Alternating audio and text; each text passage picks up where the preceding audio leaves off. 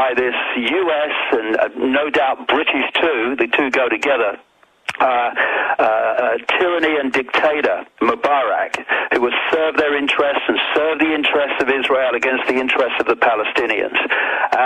And that is a genuine reaction, no doubt. But you can see that when you've got a powder keg like that of resentment and oppression that will not take it anymore, then it's very easy to trigger that and then manipulate it. And that's why when the revolution truly comes to America and Britain, as it will, then we involved in any of that need to learn the lessons and become streetwise about the way this thing works. Because how many times when you look at these so-called people's revolutions, not least in the former Soviet Union, of Georgia, of Ukraine, of the Czech Republic, of Kyrgyzstan, and so on, these color revolutions, as they call them, again and again, it's been shown quite clearly that Rothschild-connected people like George Soros and Zbigniew Brzezinski have been behind them, not least Soros's network of foundations that are not there for philanthropy. They are there to manipulate so-called, on the surface, people's revolutions that are putting their people in power. And you cannot ever judge the true nature of a revolution, its motivation and its background, until we see what has replaced the regime the revolution has removed. And when you look at Georgia and Ukraine and all these places where these Soros networks have been involved in the manipulation, and not only that, the training of people in people's non-cooperation and protest techniques. The people that have gone into place have been invariably people who are frontmen for the globalists and the Soros networks. Classic Georgia, Mikhail Saakashvili, scholarship to the U.S., Columbia Law School, George Washington University, New York law firm, turns up and becomes president of Georgia after the so-called Rose Revolution, manipulated by the Soros foundations. We have this extraordinarily ludicrous situation now in the Ukraine, where I'm speaking next week, where a guy called Viktor Yanukovych was removed after what was claimed to be rigged elections in, I think it was 2004, the so-called Orange Revolution.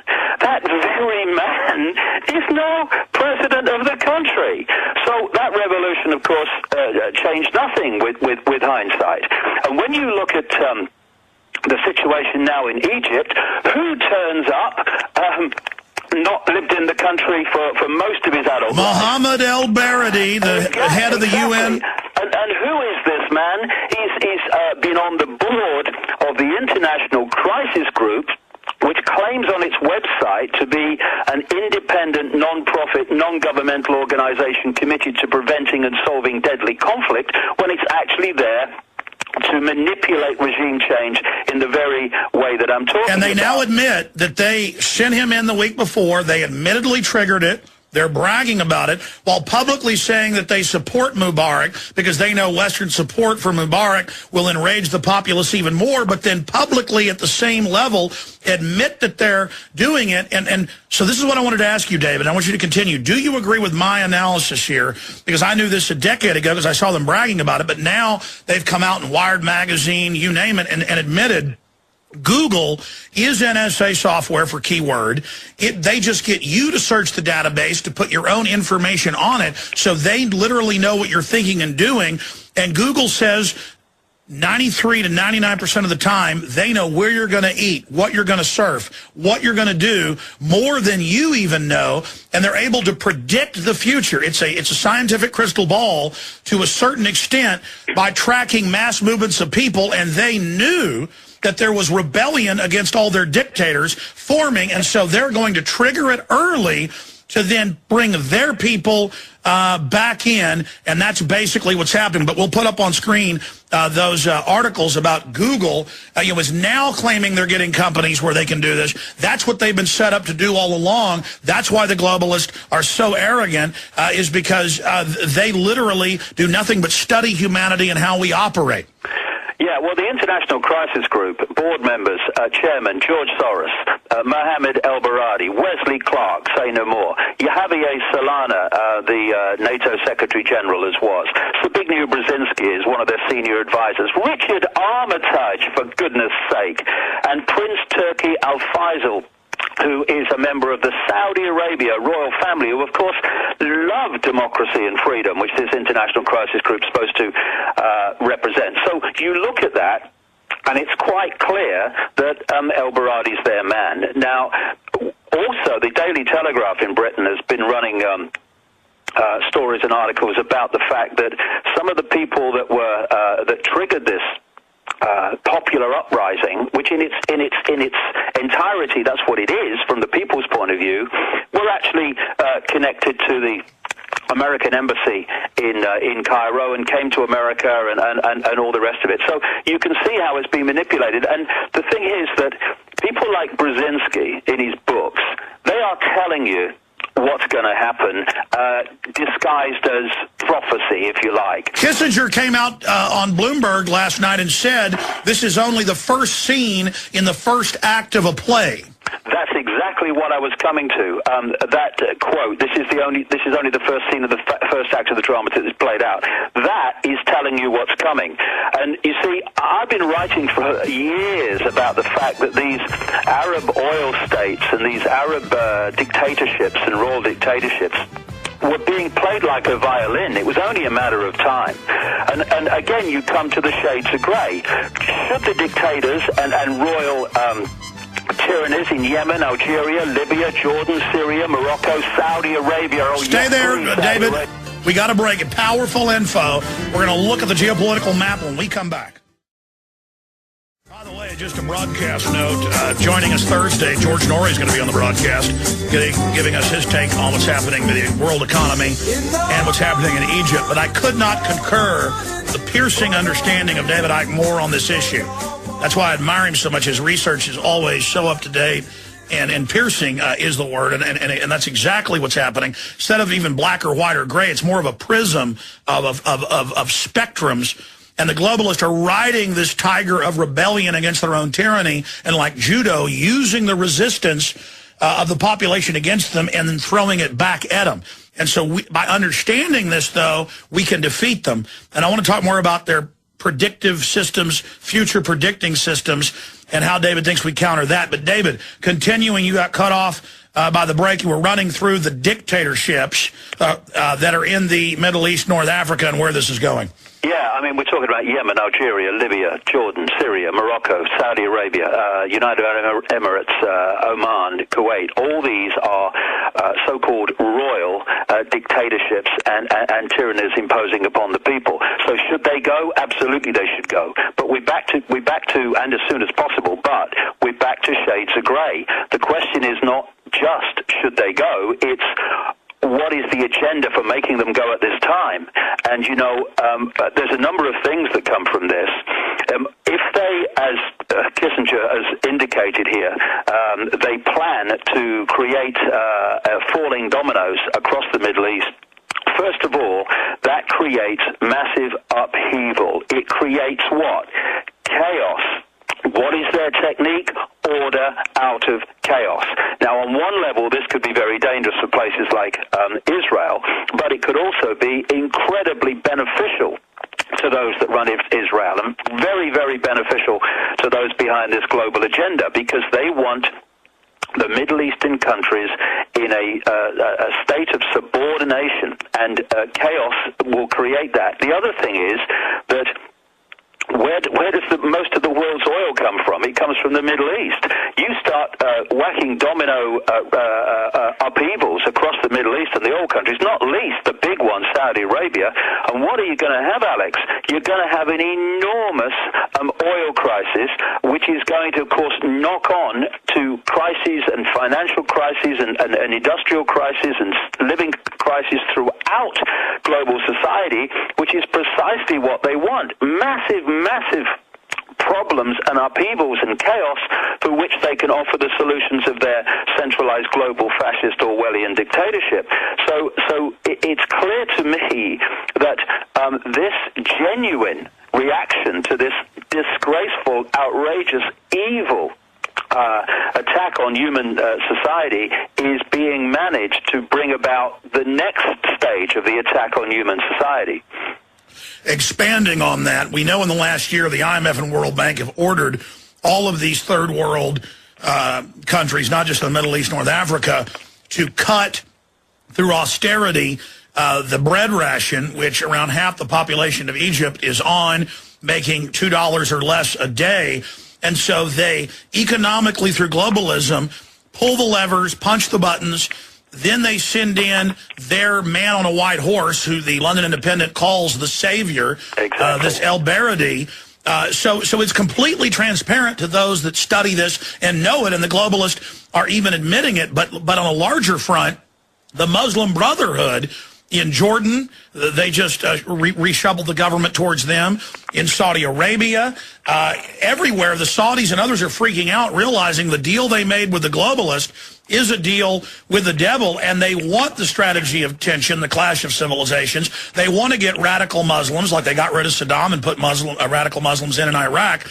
This is the strategy to then build them up as the enemy and to blame them for the exploding oil prices that were already being triggered via dollar devaluation. Yeah, that's it. And the Muslim Brotherhood, you know, this is, again, I keep coming back to this today, shades of grey, becoming streetwise. And just because something has a name on the door and appears to stand for something does not mean that at its core it does. I mean, crikey, you look at the classic Orwellian use of names for organizations to give the impression that it's the opposite of what it really is. I mean, for goodness sake, we're talking here about George Soros's Open Society Institute, which is the last thing the Open Society Institute actually wants. So when you look at things like Muslim Brotherhoods, and look at almost any organization that has democracy in it, and you're looking at an organization that wants to take democracy away, and just because it's called the Muslim Brotherhood does not mean that at its core it has even the best interests of Muslims at heart. You know, I was talking to people who've been involved professionally in politics and intelligence and all the rest of it. David, stay there. Long segment coming up. That was a short segment. We'll continue there with the Muslim Brotherhood. And now we're in the first scene in the first act of the play, what the full play is. If you are receiving this transmission, you are the resistance. And you resist by unlocking your mind, studying how the globalists engineer society, the priest class, how they manipulate, by becoming aware of this in life, your family, in business, in everything. Your knowledge and your success will only increase. The New World Order does everything they can to suppress human potential, the human mind, and knowledge, because the people perish for lack of knowledge. The people are destroyed for lack of knowledge, as the good book tells us. David Icke, as we went to break, you were starting to get into the first scene in the first act for the New World Order, the global destabilization program, people rioting and protesting in Greece, in Ireland. At the Davos, Switzerland meeting last week, they called for $100 trillion in additional taxpayer money to the private banks, an open announcement of world government, all of that smoke screened by what's happening now. David Icke, please continue. Yeah, I was just finishing off a point, Alex, about the fact that just because something's called something doesn't mean that's what it represents and that's what it stands for, including the Muslim Brotherhood. There's a lot of organizations in the Arab world that that actually are fronts for Israel and the United States. Andreas von Bülow, I think you've talked to him yourself over the years, former German minister and an expert in intelligence, especially German intelligence in that whole area. Andreas von Bülow. Yeah, I talked to him on the phone for a long time, years ago. Not long after 9/11, and he was saying he knew for a fact that Abu Nidal, of course, the infamous Arab terrorist, was actually an asset of Mossad. That's how it works. Yeah, he was the former head of German intelligence and the former German defense minister. And he talked about the white supremacists are run by the globalists. The radical Muslims are run by them. The radical black groups, the radical Hispanic groups, all of these groups are there so the government can play the part of the savior. Yeah, and of course we know the classic stands out like the proverbial is Bin Laden, Osama bin Laden. We know that he was a front man for the same group. So when we see these names that appear to represent Muslims or appear to represent this or that or the other, we have to just again, streetwise, shades of grey, just take a step back and let's see if they really do that. And again, we come back to the classic line, really, by their actions shall they be judged. That's what we need to do, not by what they say, but what they do. Another interesting thing, Alex, is that there is this whole deal about what's known as Greater Israel, which is the area that the Israel extremists claim is theirs, the real Israel. And it's interesting, when you look at the map of it, it includes, of course, Israel, Palestine that we see now, but it also includes a great chunk of Egypt going across to Cairo. It includes Jordan, it includes Lebanon, it includes Syria, it includes Iraq, it includes a great chunk of Saudi Arabia. Now, what we're looking at here, as you look at that map, are all the countries, or many of the countries, that are actually now in possible line for this domino effect that Kissinger was indicating with his quote. And there is an agenda playing out here. And when we look at what's happening in Europe, what's happening in Britain beginning to, what's happening in America, my goodness me, we want more. Not just people on the streets to show the numbers, but also non-cooperation with the system, so the system cannot operate. Because it needs us to do that. We must be learning lessons here, Alex, all the time. For instance, the power of mass non-cooperation.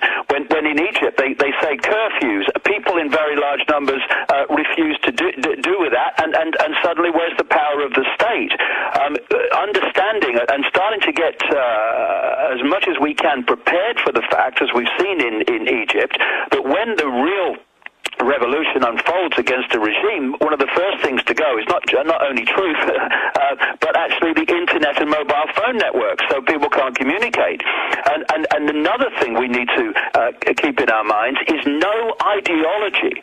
When we really trigger this true human revolution against these tyrannies or collective tyrannies, different faces or masks on the same face around the world, no ideology, equal freedom for everybody, no matter what their color, creed, religion, view, anything. Freedom must be our focus, not ideology and religious belief and all that stuff. We can argue about that or chat and debate about that. Let's keep our focus on what affects us all, and that's our basic freedoms being taken away. And so many people, they talk about wanting freedom, Alex, but they don't want freedom. To a large extent, they want to replace a tyranny they don't like with a tyranny they do, i.e. their belief system. These are the things that have to go, and we all must constantly keep our focus on what is the motivation of the protest and the uprising? Who's going to be and what kind of society is going to be in power when it's over? Who are these people coming in? Well, we actually know. We know. On our side and claiming to be behind it. We need to really get streetwise and learn from what's happening around the world so we don't get caught. Well, I agree with you. Now, we know that Mohammed El-Baradei is a big UN globalist, former head of the Atomic Energy Agency, U.S. trained. We know that he is for the inoculations. He is for the Planned Parenthood type stuff. He is a globalist. We know the Muslim Brotherhood, admittedly set up by British intelligence, is now menacing Saudi Arabia and others who we're not fans of. But the point is, the globalists want to have more radical regimes come in so that then Israel and others have an excuse to expand their land in the name of a security buffer zone. They're now moving out of the era of strong men who, and moving towards the strategy of tension. What do you, from your research, see as the next dominoes to fall? Well, any of them could be really. The answer to that is who's next on the list, because it could be any of them. But the thing also about Israel, Alex, is if this uprising so-called crisis, as it's being portrayed, a crisis for tyranny on one level, it continues to unfold, then it's going to be also an excuse for massive military support to, quote, protect Israel. And, of course, Israel's got one of the biggest armies in the world from this sliver of land in the north of the Arabian Peninsula, because of $3 billion a year in aid from the United States to Israel.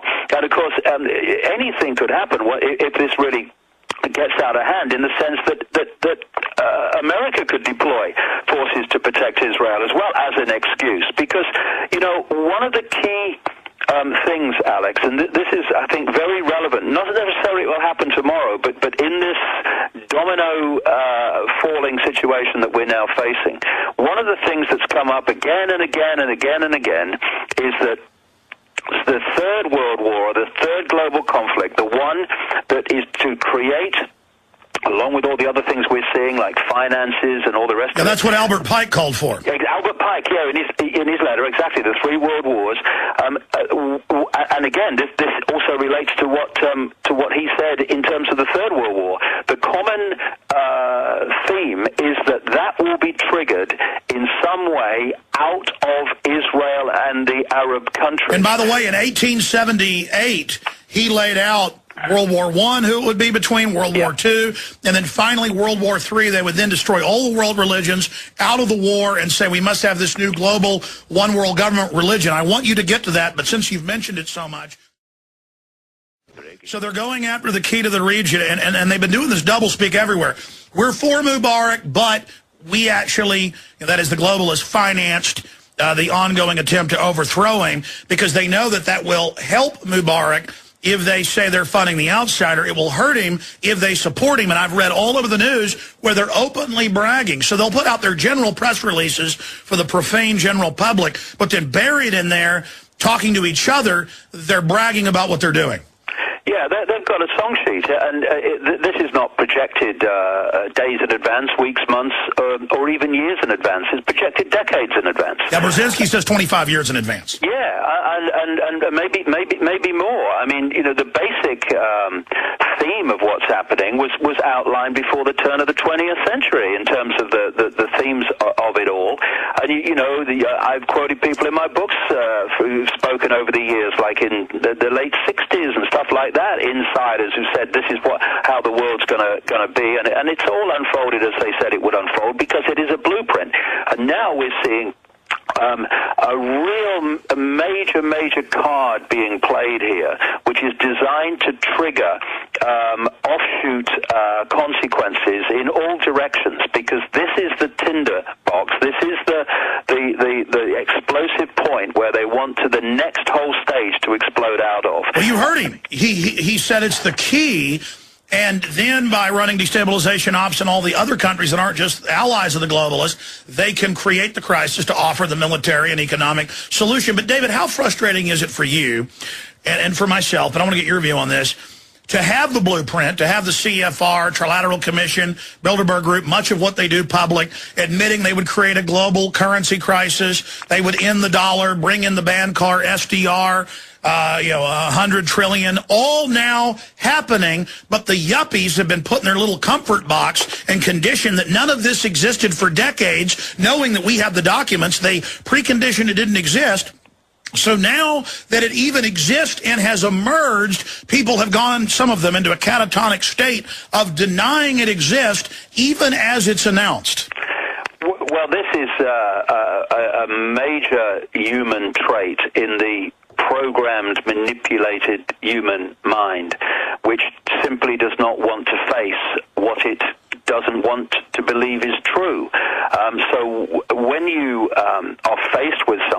you have a choice. You can literally face it and deal with it, and we could sort this if we did this in large enough numbers, or you can try to kid yourself that it doesn't exist, and therefore it's okay. You know, people say in situations where it's obvious that horrific things are going to be done in the very near future, and they're still saying, oh, no, they'd never do that. No, you want to persuade yourself they'd never do that, so you don't have to get your backside unglued from the sofa and do things you'd rather not have to do. And this is why we're at this point, Alex, and it's like, how much more confirmation do people want? How much more blatant does it have to be? Does it have to be the knock on the door? Does it have to be being taken away after the knock on the door? I mean, when are you going to draw a line here? But, you know, on another level, there's great encouraging things happening, because the number of people who are starting to see it are increasing all the time. Well, two things are happening, David. Just a quick point. They need to get streetwise, and I keep coming back to this because they must, and streetwise means get informed, because there are people who are protesting, like the Egyptians are protesting against Mubarak, like the students in London who are protesting against outrageous fees to put them in debt to the banks for the rest of their lives just to get educated. Same in other parts of the world. There are people on the streets because of the economic austerity programs in Greece and other places. But people, what those people need to understand is all those different subjects, all those different aspects, all those different events and situations that they are protesting about are masks on the same face. Yes. They need to take that step across the line and realize that it's all connected. Yes, and in the end, every different thing they're protesting about, all roads lead to the same cabal. And it's the cabal we must focus on, and the global agenda for the cabal, so that we challenge and expose and understand the picture rather than getting caught in just the pieces. So we see the forest instead of getting caught in the twigs. This is so important. No, I totally agree with you, because the progenitor of all of this debt slavery, of this neo-feudalistic system, is the New World Order controllers. It is their social engineering model. And for the New World Order, global government is just the beginning. As we say in the film Endgame, their stated plan is a global police state to then carry out the forced sterilization of the entire population except for a tiny group of globalists. This is full spectrum dominance. And if people just get angry at the atmosphere created by the engineers, their anger, their focus will be used and shunted and directed into empowering New World Order agendas instead of bringing it down. And that's why what you just said is the absolute paramount heart of everything and the genesis of true human liberty if we're going to have it. Yeah, who benefits? Who benefits? Who benefits? We got to keep asking that. Who benefits from this situation? Who benefits from me reacting to this situation like this? And this is why I say we have to get ourselves informed, not just about what size shoes the president of so-and-so takes, not just that kind of information, much of which we don't really need to know anyway, informed about how the psychological system works, the techniques of mass-minded emotional manipulation, and where this cabal want to take the world. When we understand the basic techniques of mind and psychological manipulation and the goals that are designed to be achieved, it's like getting your sight. It immediately becomes so much more difficult to scam. Exactly. When you're not aware of these systems of control, it's like you're blind and deaf. As soon as you understand their tricks, it isn't as powerful anymore, and it actually becomes irritating, not something that puts you into a trance, but something their attacks actually help us learn to be smarter, faster, to understand it. But going to break here, here's the Associated Press. The IMF says, or AFP, IMF says to help Egypt others in trouble. Oh, they're going to help them with more 20, 30% interest rate loans. They're going to bring the Egyptians more under debt. They're going to jack up their taxes even more. So there is part of your agenda with the physical takeover through the economic bondage. We got 2 more segments with David Icke coming up. Powerful information. DavidIcke.com. Knowledge is power. And any of you listeners understand the world greater than David or myself do. All of us have different gifts, different talents, and understanding. But the biggest mission is people are confused. They're angry right now. We can't have the globalists, as Ron Paul has said, misdirect them into supporting a bigger New World Order move.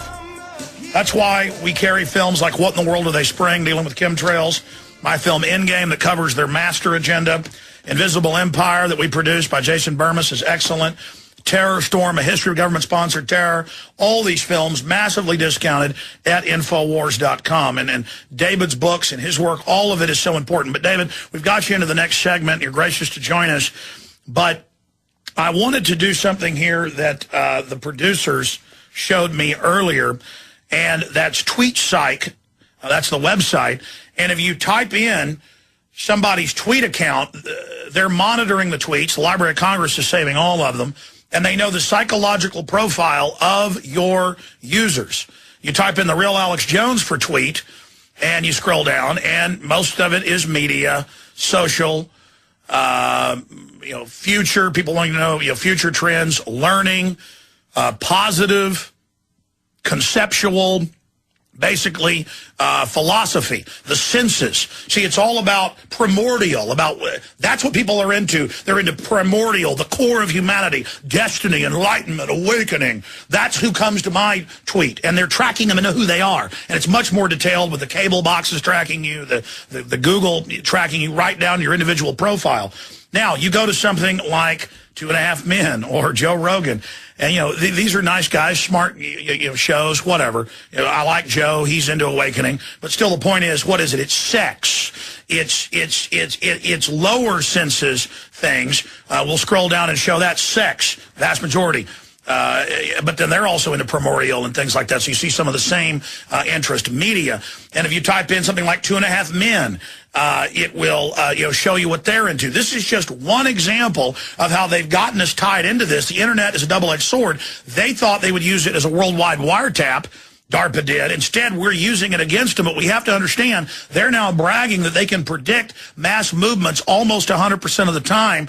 How do you deal with something like that with these super technologies the globalists have, David Icke?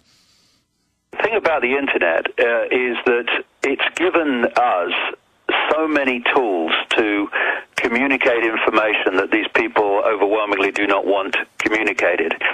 Without the internet, people would not, at this point, be anything like as informed about what's going on as they are. Therefore, given that the internet was introduced through military technology, etc., for that to be given to the people, if you like, to use for the benefit of awakening and awareness, there must be something absolutely colossal and fundamental in it for them on the other side for that to have been done.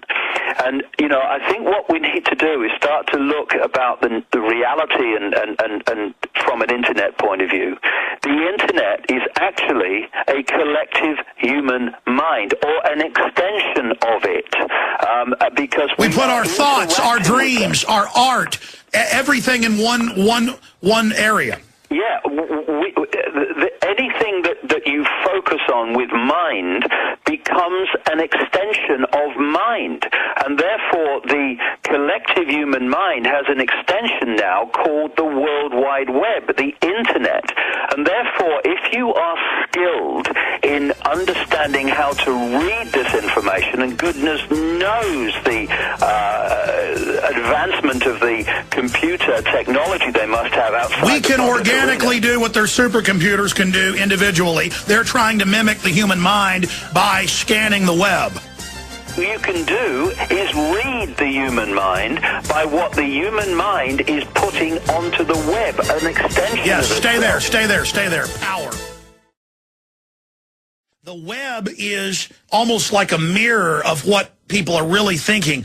So the globalists can see our soul. They can see who we really are, just like a 1,000-question psychological test can show you something. Well, these are millions of choices we individually make watching digital TV that tracks us on Twitter, Facebook, Google. They admit they can now predict mass movement futures, 93% of the time individuals. That's what they're telling us they have. But you're right. Using the web and seeing things, I can simply go to Shoutcast and tell what people are more interested in, watching the numbers go up. There's simple things like that, but it's much deeper, and the globalists know.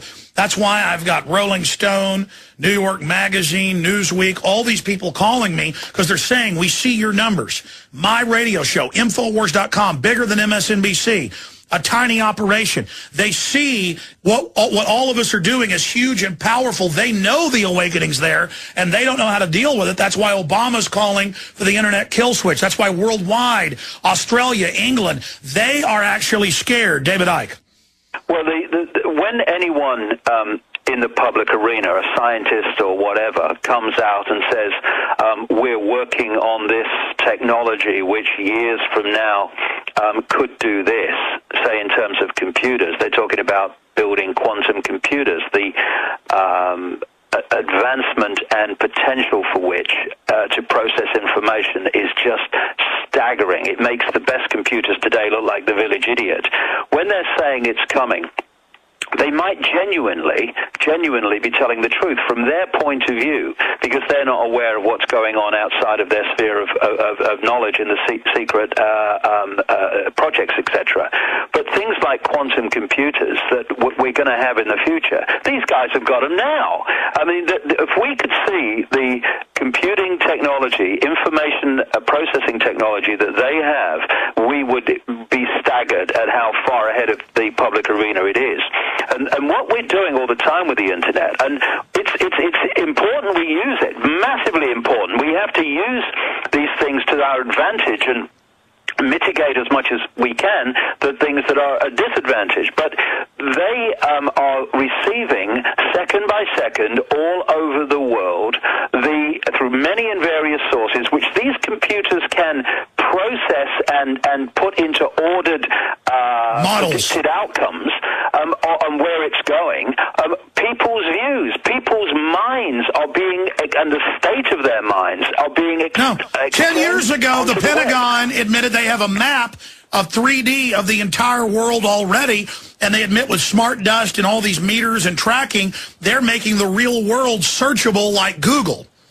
Yeah, I mean, the technology they're dealing with is fantastic, but we must keep coming back to this, I suggest, and that is, for all their technology and for all their know-how, for all the knowledge they have that they keep from the people in general, we have the numbers. We have billions compared with a relative handful at the core of this that are behind it all, and the idea is to keep us in a constant state of divide and rule, fear, and confusion and chaos and bewilderment, so that we do not unite and meet this together. Because one of the things that does come out of these people's revolutions, although, of course, sometimes the military are called off, but even then the military can only go so far, and that is the power of vast numbers of people saying enough. There comes a point where the numbers are so great that there's nothing the system can do about it, and we must keep that in our minds. While David was talking, I've been into a jalapeno. I love them, and then got a little bit of it down in my lung. Boy, I tell you, that'll wake you up. Like drinking 5 cups of coffee. It's our final segment with David. I do want to get to a few phone calls with him, but if you just joined us, David Icke, author, researcher, was getting into the awakening, and one of my biggest frustrations, but at the same time it's exciting because I know how close we are to shifting, the tide against tyranny. I believe it's already changed, but the momentum is now accelerating towards awakening and resistance to the globalist system that is so horrible, that is so destructive towards humanity. And David, you talked a lot about compartmentalization, how when you were covering Bilderberg Group, and there down at the bottom of the hill was police officers who had children, who were nice guys, you talked to them, and here they were guarding these world leaders who are destroying their future, putting poisons in their water and vaccines, openly writing books about how they're doing it. But it's so horrific that that cop either can't or won't look at the evidence because they feel like they're part of the power structure. But as soon as we can explain to the military, to bureaucrats, to the police, to ourselves, you know, if you want to look at who caused the problem, folks, look in the mirror. It's our inaction or our buying into their propaganda that has allowed this. But we are under attack by these globalists. 99.9% of us, 99.9% of us have a stake in defeating the New World Order control grid, and so it shouldn't even be a debate. I shouldn't have to be here pleading people to wake up and get involved. It's common sense, no-brainer once you understand the true agenda. Can you briefly speak to compartmentalization and the real choice we've got? Yes, because the numbers at the core of this are so small compared with the global population that to control the global population, the inner core has to recruit from the target population to keep the target population in line. It has to fill its uniforms and its dark suit administrators' positions with the target population. And through compartmentalization, through only letting people know as much as they need to know to make their contribution to the whole package without knowing what the whole package is, it means that people with children and grandchildren are going to work all over the world, day after day after day, all their lives, helping to build a prison for themselves and for their children, grandchildren, and families. And that situation in Switzerland, it was just a classic. I was staying with some people in southern Switzerland near the Italian border, and a round robin came round saying the Bilderberg group meeting this year is at so-and-so. And it was on top of a mountain, about 2 hours drive north into Switzerland. And I went the day before, 2 days before, and I saw the people going round, and it's about the 3 very flash hotels. The Palace and the Grand, a couple of them were called, and they were putting the fences up, and all the people in the jackets arranging everything. And then I went back on the last day. Now, instead of going up to the hotels, I was stopped literally a few minutes after I turned off the main highway at the bottom of the mountain. I wasn't even allowed near it, and there was these Swiss policemen in orange jackets, and I asked them what was going on. And they generally didn't know. They said, well, there's an important meeting going on. We don't know anything about it. We've just been told that no one can go up through this road any further than here. And they said, I think it's ending this afternoon and you'll be able to go up tomorrow or something. And these people were, in effect, guarding people they had no idea about. They had no idea what their agenda was, horrendous for their own families. And this is how it works. And we come back again, Alex, to what I was talking about earlier. It's not just those protesting about various injustices that need to get informed about how the whole thing works and how it's all connected. So do the people in dark suits and uniforms have to understand that they are cogs in a machine which is there to entrap their children and grandchildren. Indeed, in the timescale we're looking at, if we allow it to happen, even themselves, in an Orwellian global tyranny that would make, George Orwell kind of wince. And not only that, just look at Nazi Germany or communist Russia, Soviet Union, and then add some, and then some, and that's what you're looking at. Look at China, one of the blueprints for the global society tyranny they want. Singapore. Look at that. Then look your children in the eye, look yourself in the eye, and say, what am I doing? Absolutely. Contributing to this.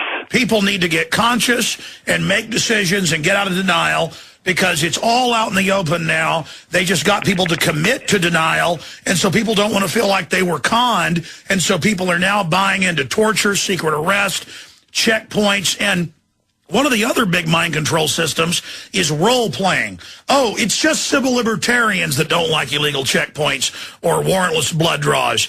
Oh, it's just activists that don't like these wars. Oh, it's just, well, I'm not an activist. Well, I'm not a People need to see themselves in the role of getting informed, and then as they grow, informing others, because this is a life and death situation. Here's my last point that we're going to jam in a few phone calls from folks that have been patiently holding: Ron, Jack, Richard, and John. We'll just have time to get to those. But TSA invades roads, highways with Viper checkpoints. They've got 9,000 locations with telescreens going up in shopping malls, Walmart, saying, watch your neighbors.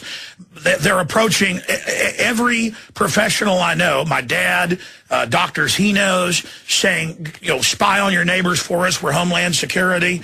They are rolling out something by every historical yardstick that is super tyranny.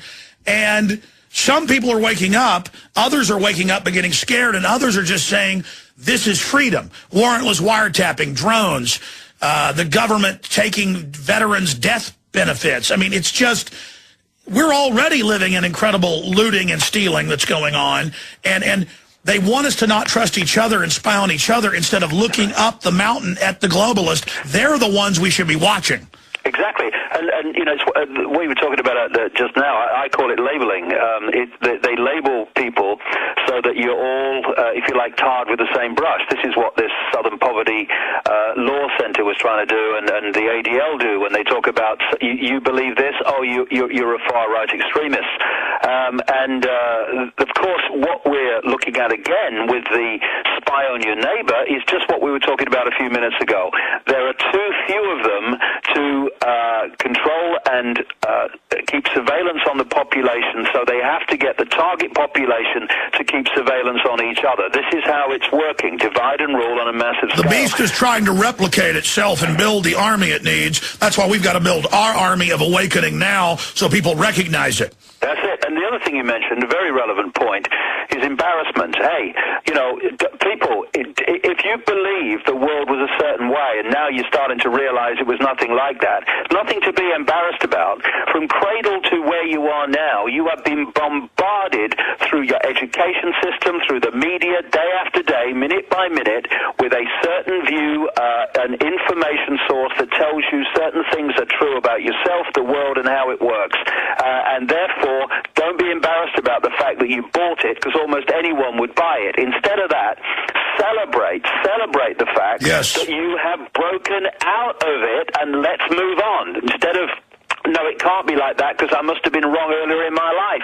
We're all wrong earlier in our life until we start to understand what's going on. So get used to it and get on with it. Absolutely. I liken it to a neighbor who you ask to water your plants, and you come back and your jewelry's all stolen. And then you go, well, it couldn't have been them that did it. And then you have them watch your house again, and now your TV gets stolen and your computer. Pretty soon you stop having that neighbor watch your stuff. We've just been trained to accept government mega corporations raping and robbing us. Wake up, get off your knees, get out of your trance. Ron in New York, you're on the air with David Icke. We're going through to 30 after, and then we're going to let him go in about 10 minutes. He's been gracious. Go ahead, Ron.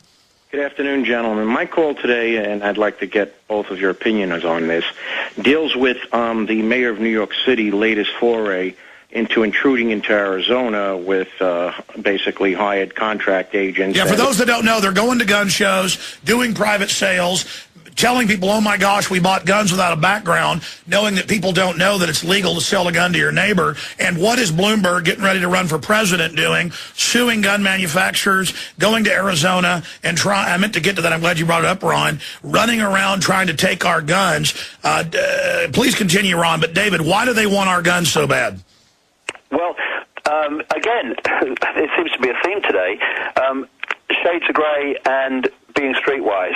Personally, I don't own guns. I don't want to own a gun and all the rest of it, and I don't want to resist with guns. I want to resist with non-violent mass non-cooperation to stop the system working. However, on another level, they know that there's lots of people that are quite okay with using guns to resist. And of course, if you want to take over from take over a country of people, then if they're not armed from your point of view, that is much more, applicable or something you want rather than an armed. Let me throw this in because we're almost out of time and I want Ron to be able to finish. But the point I'm making here, Alex, it's an important one. What I'm saying is, just because people in America, you may not believe in guns. You may not want people to have guns, and there are many people that believe that, and it's a legitimate view, just as having them is a legitimate view. Please, see the shades of grey. Don't get caught in the debate of guns or no guns. Get caught in the understanding or the question, why do they want to take the guns from the population now? What's the agenda for that? Who benefits from that from their point of view? Because they want us to get into this gun, no gun debate, because that takes us over here. We need to focus, whether we believe in guns or whether we don't, on why they want to do it now. And it's because they will find that easier from their point of view to, in their mind, to take over an unarmed population rather than an armed one. David, I want to be able to have Ron counter back and get to some other calls, but let me just myself state this clearly, to use a Star Wars analogy. Obi-Wan Kenobi's not running around with his lightsaber killing innocent people. He uses it in defense. And the issue is it's a major checkmate that if things get so desperate and they're taking people to put them on trucks to FEMA camps, that if the Germans would have had guns and resisted, that wouldn't have happened. The same thing with Lenin or Stalin. And so I'm nonviolent offensively, but nobody's taking my kids to a FEMA camp, period, and they can't stand it, and they know it, and people need more guns. It's the answer against this tyranny, the counterbalance of power against this paramilitary globalist force, massively in an arms race against the people. Ron in New York, your comment on that. Okay, my larger point was actually going to be about the spinning and manipulations of the media. I've noticed one thing from all the tapes I've seen where they, have these videotapes supposedly of what took place in Arizona, these sales. And what I have noticed is that you do not see a sale come to fruition, meaning the guy makes a statement about, I can't pass a background check, but you don't actually see somebody transacting, giving him a firearm, and he gives them cash. Now, I've seen this been reported for 2 days now, and I find that unusual, and I begin to wonder whether there even was a transaction. We're just being manipulated. No, Ron, it's a great point. There is so much lying going on. I appreciate your call. Any other comments on that, David? Well, I worked in the media for a long time, the BBC and newspapers and radio in Britain.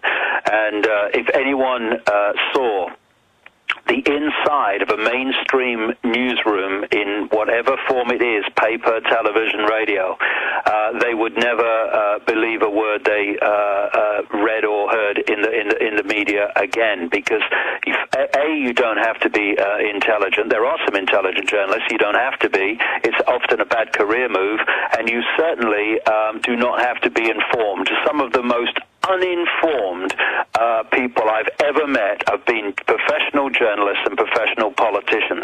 And there's also this least line of resistance. If you are a proper journalist and you are interested in the truth, then you are going to constantly be in conflict with those running your media organization who don't want you to cross that line. So there comes a point where to advance the career, to keep the job, to keep the check coming in at the end of the month, you stay within those lines. And what does that mean? You say what is within the acceptable realm and ratio of the norms. And if the norm is guns are bad, gun shows bad, then that's how you report it.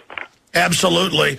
And if you play ball, then you sin in that mainstream media system. But now people are aware of it, so it's falling apart. So the globalists are coming in, trying to restrict the alternative media, and the fight is on. Let's talk to Jack in Illinois. Jack, you're on the air with David Icke. Hi, gentlemen. I just have one quick, hi, David, one comment and one quick question.